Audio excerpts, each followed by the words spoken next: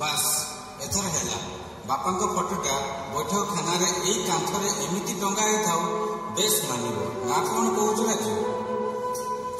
हाँ भाई चाकरी रिटायर कर गाँव को फेरला यही बैठक खाना तो था बापा सबुठ बड़ तीर्थ जीवनटा यही चारि कांथ भितर कटुच। अच्छा राजू तते मु बापा फटोर चारिटी छोट साइज कॉपी करने कही तू आनीचु? हाँ भाई काली रात स्टूडियो को नहीं आसी बापा रोषा कम सारी फेरिकी गला बेले समस्ते गोटाई लेखाई कॉपी नहीं दीजिए। काली रात सारा बस तुमको एत बुझे कही तबे भी बुझी पारनी सका पहरटा फटो टंगार लगिगल। हाँ हाँ फटो टंगा सर मल्ला जा मुझे रात सारा बुझा कर बुढ़ा मेला मुझे देखे देव भाई कि जिन जगाड़ है कौन कौन सब बाकी रहा गाँ कथा ये तो सहर है थर के सब जिन खोजला मात्र मिल। हाँ हाँ तू से कर दशा कम तक सुरुखुरे तुलेवाई जिनस तक आम निहाती दरकार। हो भाई हेटी मुझे बुझे माँ को कहल तुम भाई मान को पचार ना ना पचारि ना एबे पचारि नाई आउ कौ काले बा भोजी भात सरी जीव दशा कम सब सुरुखुरे होगला लोक बाप ज्ञाति कुटुंब समस्त दशा कुटुंब लुगापटा नहीं जे जा बाटे चलीज। चंचला कौन तुम्हें करने को चाह? मु कहले करबो कोन ना कहूची मु एकला एठी 10 दिन 10 रात धरी सारा पोषटा को रांधे खाइबा को दे दे खेया बड़ बड़ बोली बापा तमर कौन सब मत बचार देथिले कि खाली जा धर्म को जगी कर जिबा कथा। चंचला बापा गला दिन ठारू मार अवस्था तो देखुच 5 दिन है पानी टोपाई भी मुहर दौनी मुह माड़ी घरटा कोण सेमती पड़ी रही कांदी कांदी आखि मुह फुटी गला दशा न सरुण 10 थर बेहोश है से माइला तेण मोर झील 5टा मुंड उपर परीक्षा केते आशा करिछि बड़ झटा मोर एथर बीएटा पास करिगले ताको हाथ को 2 हाथ कर दियंती। ओहो एटा कोन एसे आलोचना करिवार बेल ना जागा तुम तो गोटे मरद होइछ जे को कामरे नुह भाईटा मोर अच्छी बोली सीना जहाँ जिते मो बुझाबुझी कर दूची कि जोगाड़ जंत्र कर आनी दूची से तक तुलाइबा भी तुम देखे हेलानी। चंचला कहीं केमी मो नाटा धरी कौच कहल बापा को दशा कटिया तुम जमी हरबर होच झील बाहागला बेलू केते तरबर हम मु देखी कि हाँ एडे सुंदर घर एडे गुणर घर को छाड़देले तुम झील कपाल तो फिटबनी हेले जरूर फाटब। हाँ कही रखुच। ओह तुम बंद कल आगे सब जिते बड़े जो देख से कथा ही से कथा लाइला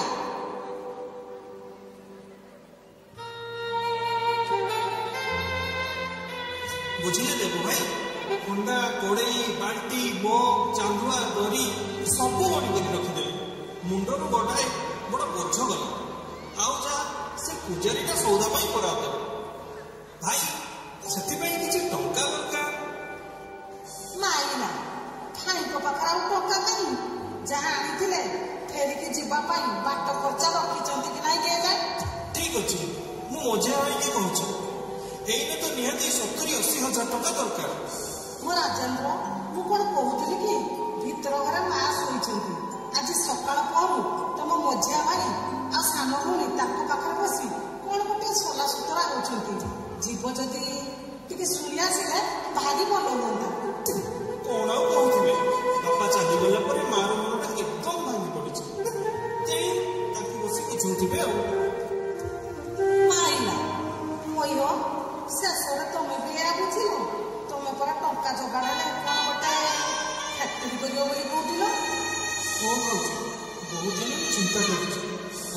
ଚେଷ୍ଟା ବି କଲିଣି ବ୍ୟାଙ୍କ ଫାଇନାନ୍ସ କର୍ପୋରେସନ ଅନେକ ଥାଇଲେଣି ହେଲେ ପୁରା ଟଙ୍କା ମିଳୁ ଦେଖ ବଡ଼ ଭାଇ ଯେ ବାପ ସମାନ ଭାଇ ତୁମର କହୁଥିଲେ କଣ କି କାହିଁ ମୁଁ ତ କିଛି କହିନି ନାଇଁ ମଝିରେ ତୁମକୁ କିଏ କହିବା ପାଇଁ କହୁଛି ବା ବୁଝିଲ ରାଜେନ୍ଦ୍ର ବାପାଙ୍କ ଅନ୍ତେ ମା ହେଲେ ଗାଁରେ ଏକଲା ମଣିଷ ଗାଁଟା ଭିତରେ ଯାହା ଯେମିତି ଯେଉଁଠି ଅଛି ଏ ପାକଲା ବୟସରେ ସବୁ କିଛି ଦେଖାଶୁଣା କରିବା ବା ବୁଝାବୁଝି କରିବାଟା ତାଙ୍କ ପକ୍ଷେ କଣ ସମ୍ଭବ ହେବ ହଁ ଭାଉଜ ତା ତ ଠିକ କଥା ଏଇନେ ତ ତିନି ଭାଇ ଏଇଠି ଅଛି ସବୁବେଳେ କଣ ଏକାଠି ହେବାର ସୁଯୋଗ ମିଳୁଛି ହଁ ଭାଉଜ ତା ବି ତ ଭୁଲ ନୁହେଁ ତେଣୁ ତମ ବଡ଼ ଭାଇ କହୁଥିଲେ ମାନେ ମୁଁ କହୁଥିଲି ନାଇଁ ତମେ କହୁନଥିଲ କରିବା ପାଇଁ ସେଇ କଥା ହିଁ ତ ମୁଁ କହୁଛି ଦୋଷା ତୁଟେଇ ଗାଁରୁ ତୁମେ ସବୁ ଫେରିକି ଯିବା ଆଗରୁ ବାପାଙ୍କର ଯାହା ଯେମିତି ଯୋଉଠି ସମ୍ପତ୍ତି ଅଛି ସେତକ ଯଦି ତମ ଭାଇଙ୍କ ଭିତରେ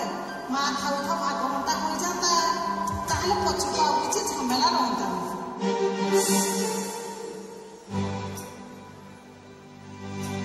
ଦେଖ ଭାଇ କଣ କହି ଆଉ ମାକୁ ବୁଝେଇବା ମୁଁ ନିଜେ ବି ଠିକ ବୁଝିପାରୁନି ଉନି ଆଉ ମୁଁ ତାକୁ କେତେ ସାନ୍ତ୍ୱନା ଆଉ ଦେବା ଯେତେ କଣ୍ଟା କଣ୍ଟା କଲେ ଯେତେ ଚଚି କଚାଡ଼ି ହେଲେ ବି ବାପା ତ ଆଉ ଫେରି ଆସିବେନି ମୁଁ ବି ତ ଠିକ ସେଇ କଥା ଭାବୁଥିଲି ବାପା ତ ତାଙ୍କର ଯିବା ବାଟରେ ସବୁଦିନ ପାଇଁ ଚାଲିଗଲେ ତେଣୁ ଏ ସବୁଥିରେ ଆଉ ବିଳମ୍ବ କରି କିଛି ଲାଭ ନାହିଁ ସବୁ କାମ ସାରି ଆମେ ଯିଏ ଯାହା ବାଟରେ ଏଠୁ ଫେରିଯିବା ଆଗରୁ ଅନ୍ତତଃ ମା ସାଙ୍ଗରେ ଭଲ ଭାବେ ଟିକେ ପରାମର୍ଶ କରି ଚାଲିଯିବାଟା ଭଲ ହେବ ପାଇଲା ମା କଣ ତାଙ୍କ ତିନି ପୁଅଙ୍କ କଥାରେ ଅରାଜି ହେବା ନା କଣ ମ କୋଉ କଥାରେ କଥା କଣ କି ମହେନ୍ଦ୍ର ବାପାଙ୍କର ଗାଁରେ ଏଇ ଯୋଉ ସମ୍ପତ୍ତି ଅଛି ସେଇ ବାବଦରେ ସମ୍ପତ୍ତି ମାନେ ଏଇ ଯୋଉ ଘର ତୋଟା ପୋଖରୀ ଆଉ ଜମି ତୁ ପୁରା କହୁଥିଲୁ ସବୁଗୁଡାର ଭ୍ୟାଲୁଏସନ ସମାନ ହେବ ବୋଲି ହଁ ତୋଟା ଆଉ ପୋଖରୀ ଗୋଟାଏ ବୋଲି ଧରି ପ୍ରାୟ ସମାନ ହେବ ଘର ମୂଲ୍ୟ ଯେତିକି ହେବ ଜମି ମୂଲ୍ୟ ବି ପ୍ରାୟ ସେତିକି ହେବ ମାନେ ବାପା ମତେ ଥରେ ଏଇ କଥା କହୁଥିଲେ ହେଲେ ହଠାତ୍ ସେ ପ୍ରସଙ୍ଗ କାହିଁକି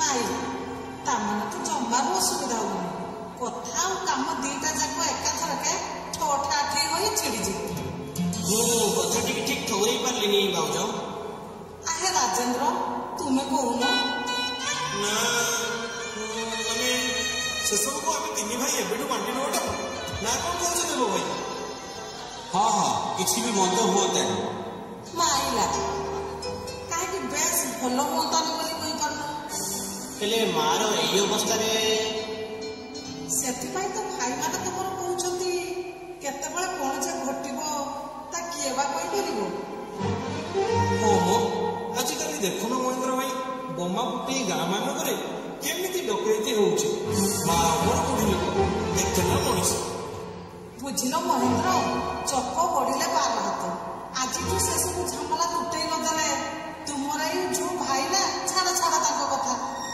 ଦେଖୁଛି ୟା ଭିତରେ ତୁମେ ସବୁ ତୁଟେଇ ଦେଇ ସାରିଛ ଦେଖ ଭାଇ ଆମ ଭିତରେ ତ ସେମିତି କିଛି ଭୁଲ ବୁଝାମଣା ନାହିଁ ତେଣୁ ବଡ଼ ଭାଇ ଭାବେ ମୁଁ ଯୋଉ ପ୍ରସ୍ତାବ ଦେବି ଭାବୁଛି ତମେ କେହି ଅପସନ୍ଦ କରିବନି ବୋଲି କୁହ ଦେଖି ଶୁଣିବା ମୋର ପ୍ରସ୍ତାବ ହେଉଛି ଏଇ ପୁରୁଣା ଖାନଦାନୀ ଘର ଖଣ୍ଡକ ଖଞ୍ଜା ସହିତ ତୁ ନେବୁ ମୋର ଆପତ୍ତି ନାହିଁ ସହରରେ ମୋ କୋଠାଟା ଅଧା ତିଆରି ହୋଇ ପଡ଼ି ରହିଛି ଗାଁର ଏଇ ଖଞ୍ଜା ଘର ଖଣ୍ଡକ କାହାରିକୁ ବିକିଦେଇ ସେଟା ପୂରା କରିଦେଇ ପାରିବି ଜରୁର ଗ୍ରାହକ ମିଳିଯିବେ ଆଉ ପୋଖରୀ ସହ ତୋଟାଟା ରାଜଭାଗରେ ପଡ଼ିଲେ କେମିତି ହୁଅନ୍ତା ମୋର ତ ଗାଁରେ ଆସି ମାଛ ଚାଷ କରିବାର ନାହିଁ କିମ୍ବା ତୋଟାରେ ଆମ୍ବ ଆଉ ନଡ଼ିଆ ପଡି ବେପାର କରିବାର ନାହିଁ ବରଂ ଠିକଣା ଲୋକ ଦେଖି ସେତକ ବିକ୍ରି ବଟା କରିଦେଲେ ଅନ୍ତତଃ ଫ୍ୟାକ୍ଟ୍ରିଟା ପାଇଁ ଅତ୍ୟାବଶ୍ୟକ ଟଙ୍କାଟା ଯୋଗାଡ଼ ହୋଇଯାଇପାରନ୍ତା ବାକି ଟଙ୍କା ଫାଇନାନ୍ସ କର୍ପୋରେସନର ମିଳିଯିବ ବଡ଼ ଭାଇଙ୍କ କଥାରେ ମୁଁ ବିଲକୁଲ ରାଜି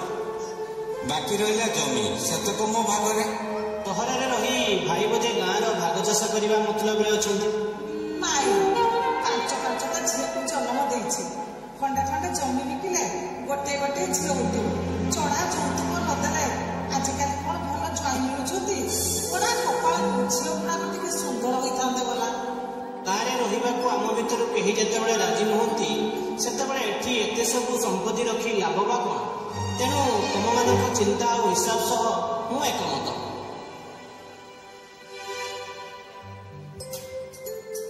ମା ତୁ ଶୁଣିଛି ସବୁ ଶୁଣିଛି ଭଲ ବେଶ ଭଲ କରିଛ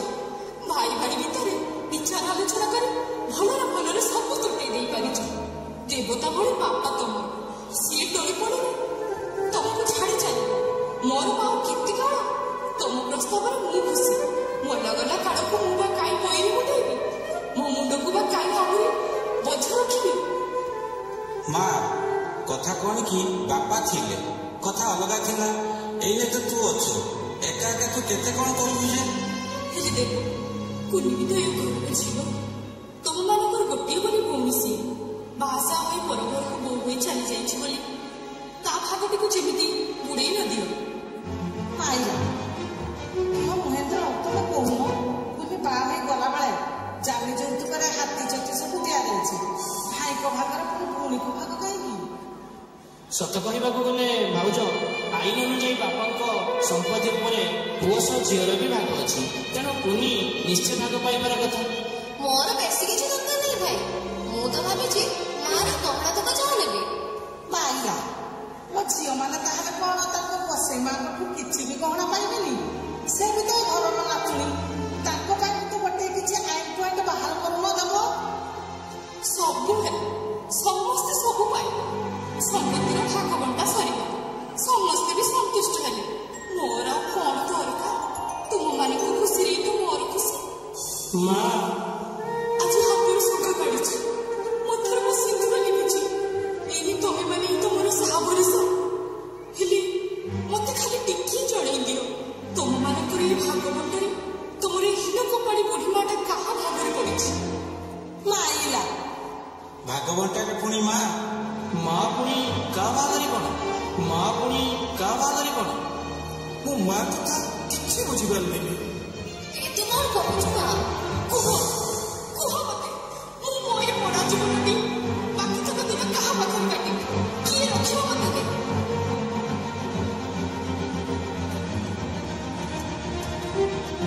କଣ ସବୁ ମୋ ପାଇଁ ଠିକ କରିଛ ତମେ? ଶୁଣେ ମୋର ଥଇଥାନ ପାଇଁ କି କି ବ୍ୟବସ୍ଥା କରିଛ ତମେ? ମୁଁ ମାନେ ମତେ କହିବା ପାଇଁ କହୁଛୁ ମା? କି ହୋ କହୁନ ଏଡେ ବଡ ସହରଟାରେ ଅଢେଇ ବଖରା ଭଡା ଘର 5-5ଟା ପାଠ ପଢୁଆ ଝିଅଙ୍କୁ ନେଇ ଆମେ କେମିତି ଚଢା ବଜାର ଦର ଭିତରେ ଦହଗଞ୍ଜ ହୋଇ ଚଳୁଛୁ। ସେଥିରେ ପୁଣି ମାଆଙ୍କୁ ନେଲେ କୋଉଠି ରଖିବୁ? ତମର ତ ପୁଣି ଯୋଉ ଦରମା ନା ଉପରି ଅଛି ନା ସପୁରି ଅଛି। ଛାଡ ଛାଡ ସେ କଥା। ତା ନ ହେଇଥିଲେ କଷ୍ଟମଷ୍ଟେ ଚଳି ହୁଅନ୍ତା। ବରଂ ମୁଁ କହିବି ମା ମହେନ୍ଦ୍ର ପାଖରେ ରହୁ। ସହରରେ ସେ ନିଜେ ଘର ଚଳୁଛି। ଛୋଟ ପରିବାର ବି ତାର। ରୋଜଗାର ବି ବେଶ ଭଲ କରୁଛି। ଆଉ ସେଥିରେ କିଛି ଆପତ୍ତି ନାହିଁ। ହେଲେ ମା ତୁ ତ ଜାଣ ମୂଳରୁ ଏଇ ତମ ଶାଶୁ ବୋହୂଙ୍କର ଜମା ପଡୁନି। କଲେଜ ପଢୁଆ ବଡ ଲୋକ ଘରର ଝିଅ ସେ। ଦେଖିଲୁନି କେମିତି ସେ 2ଟା ଦିନ ବି କୁନି ବାହାଘରରେ କଟିଛି କି ନାହିଁ ରାଗି ରୁଷି ପଳେଇଗଲା। ସେଇ ରାଗ ନେଇ ଏଥର ଟିକେ ଶୁଦ୍ଧ ହେବାକୁ ବି ଆସିଲାନି। ତୁ ଯଦି ତା ପାଖରେ ଟିକେ ଆଡଜଷ୍ଟ କରି ଚଳି ଯାଇପାରିବୁ ତାହେଲେ ମୋର କିଛି କହିବାର ନାହିଁ। ତେବେ ସେ ରାଜି ହେଲେ ହେଲା। ମୁଁ ଯାଏ ଆଗ ତାଠୁ ବୁଝେ। ଆଚ୍ଛା ରାଜେନ୍ଦ୍ର ମା ତମ ପାଖରେ ରହିଗଲେ କ୍ଷତି କଣ ହୁଅନ୍ତା? ଆରେ ତୁ ତ ଆମ ଭିତରେ ସାର। ସ୍ୱାମୀ ସ୍ତ୍ରୀ 2 ପ୍ରାଣୀର କୁଟୁମ୍ବ ତୁମର। ବିଶେଷ ସମସ୍ୟା ବି ନାହିଁ। ବୁଝିଲେ ଭାଇ ସେ 2 ପ୍ରାଣୀ ବୋଲି ତ ସବୁଠୁ ବେଶୀ ସମସ୍ୟା। ସେ ଗୋଟାଏ ଜାଗାରେ ଏକା ତ ମୁଁ ଆଉ ଗୋଟେ ଏକେଲା। ସେ ତା ଚାକିରି କି ନେଇ ବ୍ୟସ୍ତ ତ ମୁଁ ଫ୍ୟାକ୍ଟ୍ରି କରିବି ବୋଲି ବିବ୍ରତ। ନା ତାକୁ ଫୁର୍ସତ ମିଳୁଛି ନା ମତେ। ନା ସେ ସେଠି ଦିନ ସାରା ଘରେ ରହୁଛି ନା ମୋର କୋଉଠି ଘର ଅଛି ବୋଲି କିଛି ଠିକଣା ଅଛି। ଏମିତିରେ ମାର ଦେଖାଶୁଣା କରିବ କିଏ? ତାର ଯତ୍ନ କିଏ ନେବ? ବଡ ସମସ୍ୟା। ସେଇ ସମସ୍ୟା ଯୋଗୁଁ ତ ସେ ଏତେ ଗୁଡାଏ ଦିନ ଛୁଟି ନେଇ ଏତେ ବାଟରୁ ଦଶହରା କଟିବାକୁ ଆସିପାରିଲାନି। ଚାକିରିର ଚାକ କଣ ଆଉ କରାଯାଏ? ଆଚ୍ଛା କୁନି ମା ଯଦି ତୋ ପାଖରେ ରହିଯାଆନ୍ତା? ଯଦି ଏଇଟା ସମ୍ଭବ ହୁଅନ୍ତା ନା ତାହେଲେ ତ ସବୁଠୁ ବେଶୀ ଖୁସି ମୁଁ ହୁଅନ୍ତି। ସେ ବି ମୋ କଥାରେ କେବେ ରାଜି ହୁଅନ୍ତିନି। ତାଙ୍କର ବି ତ ମା ନାହାନ୍ତି। ତେଣୁ ମାର ସାନ୍ନିଧ୍ୟଟା ଆମ ଦୁହିଁକୁ ମିଳନ୍ତା। କିନ୍ତୁ ଲୋକେ କଣ କହିବେ? ପୁଅମାନେ ଥାଉ ଥାଉ ମା ଯଦି ଝିଅ ଘରେ ଆଶ୍ରା ନିଏ ତାହାର କଣ ଲୋକନିନ୍ଦା ହବନି? ସାବାସ୍। ଦେଖୁଛି ତମେ ସମସ୍ତେ ମିଶି ଜୀବନ ସାରା କଷ୍ଟ କରି ବାପା ଅର୍ଜନ କରିଥିବା ସମ୍ପତ୍ତିକୁ ନିଜ ନିଜ ଭିତରେ ଖୁବ୍ ସହଜରେ ବାଣ୍ଟି ଦେଇପାରେ। 10 ମାସ 10 ଦିନ ଗର୍ଭରେ ଧରି ଜନ୍ମ କରିଥିବା ଏହି ବିଧବା ମାନଙ୍କୁ ଟିକିଏ ବି ବାଣ୍ଟି ପାରିଲ। ତମମାନଙ୍କ ଭିତରୁ କାହାରି ଚଳକର ଭାଗରେ ବି ପଡ଼ିନି। ଆଉ ଆଜି ଏଇଟା ବୋଧେ ମୋର ଭାଗ୍ୟର ଭାଗ ଶେଷ।